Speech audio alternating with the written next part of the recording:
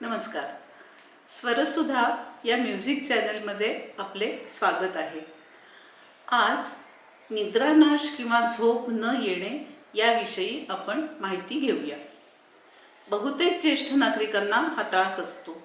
झोप लवकर येत नाही किंवा मध्येच तहान लागली, टॉयलेट लागली की जाग येते आणि नंतर परत झोप येत नाही आणि मग दिवसभर खुर्चीत बसून डुलक्या घेतात.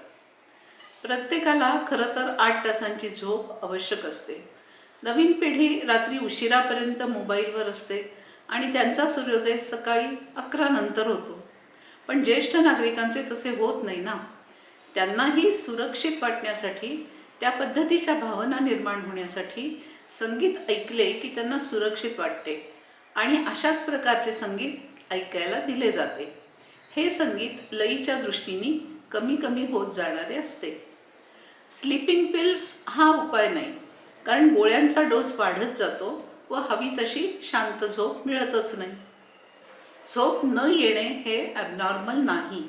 त्याची वेगवेगळी कारणे जाणून घेऊन त्या दृष्टीने संगीताच्या 10 ते 12 क्लिप्स दिल्या जातात. हे रात्री ऐकताना मोबाईल बंद करायचा म्हणून जागू नये, कारण हे म्युझिक आपोआप थांबते व झोपही लागते. बरं, डोकेदुखी, इतर विकार यावर एक गोळी घेतली, मनानेच घेतली तरी चालते.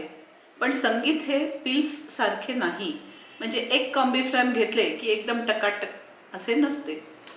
प्रत्येकाला आपण वेगळे संगीत देतो व त्याआधी पूर्ण इंटरव्ह्यू घेऊन त्याप्रमाणे कुठल्या चक्राशी संबंधित प्रॉब्लेम आहे हे बघून उपचार होतो. आपल्या शरीरात 7 चक्रे कार्यरत असतात हे तर आपल्याला माहिती असेलच. असो, त्याचप्रमाणे दिवसभरात कुठली मुद्रा करायची, कुठले मेडिटेशन करायचे हे सर्व सविस्तर सांगितले जाते. तसेच बेडचा उपयोग फक्त झोपण्यासाठी करावा. दक्षिणेकडे पाय करून झोपू नये, कारण ब्लड फ्लो जर मेंदूकडे गेला की झोप लागत नाही. तसेच झोपण्यापूर्वी TV, मोबाईल नको, कारण त्यातून ब्लू लाईट येतो व अजून रात्र झाली नाही ही संवेदना मेंदूकडे जाते व झोप येत नाही. अशी बरेच शास्त्रीय कारणे असतात.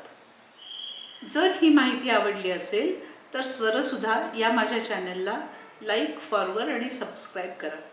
ट्रीटमेंटसाठी मला फोन करू शकता. धन्यवाद. शुभम भवतु.